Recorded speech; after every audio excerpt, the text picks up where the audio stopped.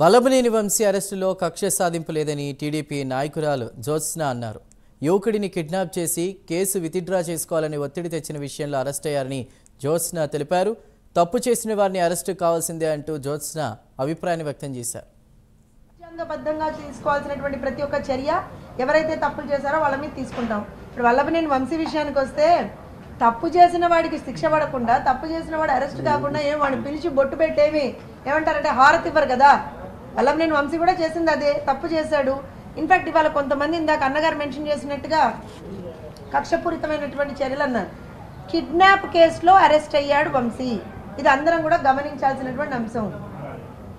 ఒక కేసు ఏదైతే ఉందో దాన్ని విత్డ్రా చేసుకోమని చెప్పి ఫోర్స్ఫుల్ కోయర్షన్ ఏదైతే అతను వాడాడో, కోయర్షన్ తోటి కిడ్నాప్ చేశాడు కాబట్టి వంశీ అరెస్ట్ అయ్యాడు. ఇవాళ తప్పు చేసిన వాడికి అరెస్ట్ తప్పదు ఆంధ్రప్రదేశ్లో. దాంతో పాటుగా ఇంకా తవ్వితే చాలా బయటపడుతున్నాయి వంశీవి. నందిగామ సురేష్ మొన్నటి వరకు లోపల ఉన్నాడు. ఇంకా చాలా మంది ఉంది లిస్ట్. ఖచ్చితంగా నాని కావచ్చు, మేమైతే నేను పర్సనల్గా రోజా గారు ఎప్పుడు అరెస్ట్ అవుతారా అని నేను కూడా చాలా చాలా ఉత్సుకతతో చూస్తా ఉన్నాను. ఎందుకంటే వీళ్ళందరూ రాష్ట్రానికి అన్యాయం చేసినటువంటి వ్యక్తులు.